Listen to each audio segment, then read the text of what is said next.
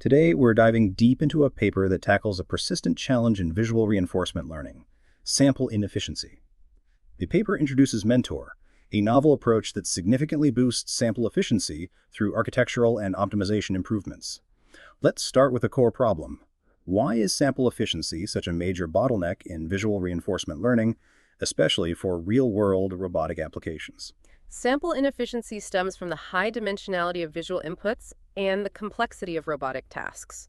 Traditional methods require vast amounts of data to learn effective policies, making real-world training prohibitively expensive and time-consuming.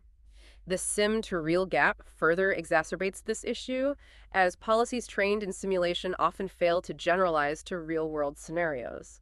Mentor aims to address this by improving both the architecture and the optimization process of the RL agent. The paper proposes using a mixture of experts, MO architecture, instead of the standard multilayer perceptron, MLP. Can you elaborate on the advantages of this architectural change in the context of complex robotic tasks? MLPs suffer from gradient conflicts in complex tasks.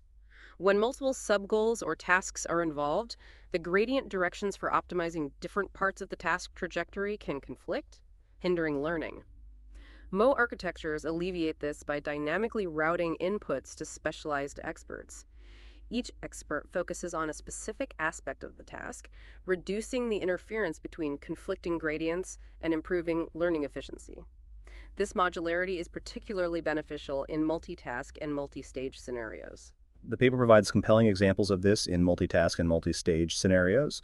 Can you highlight a specific example that illustrates the benefits of the MO architecture? In a meta-world multitask experiment, the Mo agent was trained to perform 5 opposing tasks: opening and closing doors, drawers, and windows. The Mo dynamically allocated experts to different tasks, avoiding gradient conflicts observed in an MLP-based agent.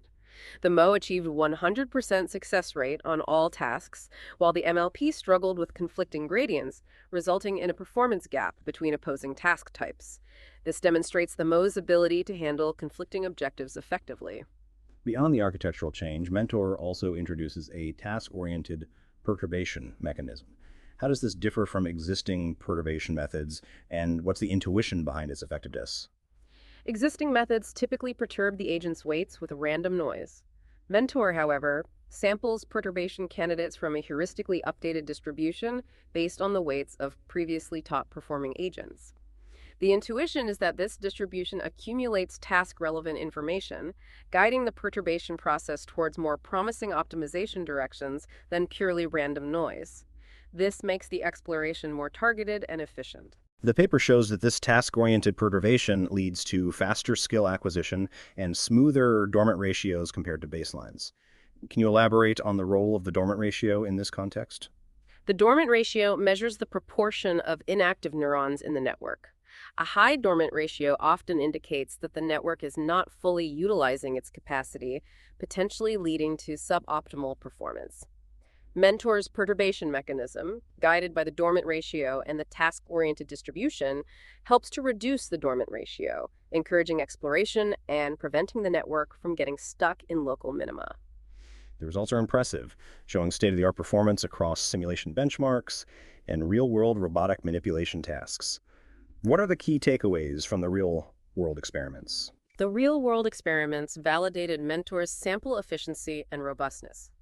Across 3 challenging tasks, peg insertion, cable routing, and tabletop golf, Mentor achieved an average success rate of 83%, significantly outperforming the state-of-the-art baseline, 32%. This demonstrates the practical value of Mentor for real-world robotic applications. The robustness was also evident in the ability of the agents to recover from human-induced disturbances. The ablation study further supports the contributions of both the Mo architecture and the task-oriented perturbation. Can you summarize the key findings of the ablation study? Removing the MOS architecture resulted in a significant performance drop, approximately 30%, highlighting its crucial role in handling complex tasks. Replacing the task-oriented perturbation with random perturbation also led to a substantial performance decrease, around 30%, demonstrating the effectiveness of the targeted exploration strategy. The use of a pre-trained encoder also provided a noticeable improvement in real-world performance, suggesting the benefit of transfer learning in bridging the sim to real gap. The paper mentions that the time efficiency of Mentor could be further improved with more efficient Mo implementations. What are some potential avenues for future work in this area? Optimizing the Mo implementation is a key area for future work. Exploring more efficient routing mechanisms and expert selection strategies could significantly improve the computational efficiency of Mentor. Another direction is to investigate more sophisticated methods for updating the task-oriented perturbation distribution, potentially incorporating techniques from Bayesian optimization or meta-learning. Finally, extending Mentor to handle even more complex and diverse robotic tasks would further demonstrate its scalability and generalizability. The paper also highlights the importance of real-world testing in visual reinforcement learning. Why is this so crucial, and what are some of the challenges involved in conducting real-world experiments? Real-world testing is crucial because simulation environments often fail to capture the nuances and complexities of real-world scenarios. Policies trained solely in simulation often fail to generalize to real-world settings due to the sim-to-real gap. Real-world experiments provide a more realistic evaluation of an algorithm's performance and robustness. However, real-world experiments are more challenging due to factors like safety concerns, the cost of physical robots and equipment, and the need for robust auto-reset mechanisms to handle failures and disturbances. The paper's contributions are significant, offering a promising approach to improve sample efficiency in visual reinforcement learning. What are the broader implications of this work for the field of robotics and AI? Mentor's success in improving sample efficiency has significant implications for the field of robotics and AI.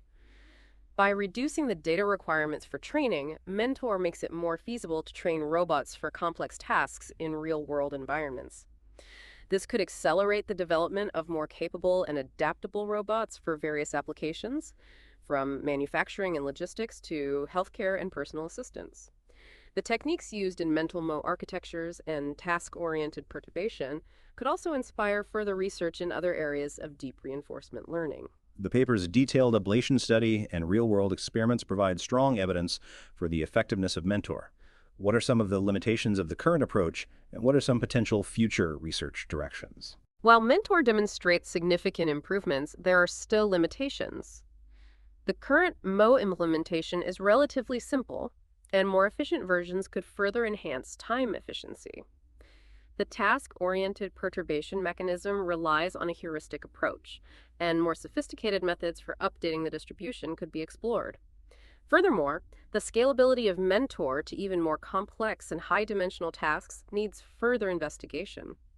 Future research could focus on these areas, as well as exploring the application of Mentor to other domains beyond robotics. The author's careful consideration of both simulation and real-world evaluations is commendable. How does this balanced approach strengthen the paper's conclusions? The balanced approach of using both simulation and real-world evaluations significantly strengthens the paper's conclusions. Simulation benchmarks provide a controlled environment for comparing Mentor against existing methods, while real-world experiments demonstrate its practical applicability and robustness. The combination of these evaluations provides a more comprehensive assessment of Mentor's capabilities and limitations. This rigorous evaluation approach is crucial for building trust and confidence in the results and for guiding future research directions. This has been a very insightful discussion on Mentor. Thank you for sharing your expertise.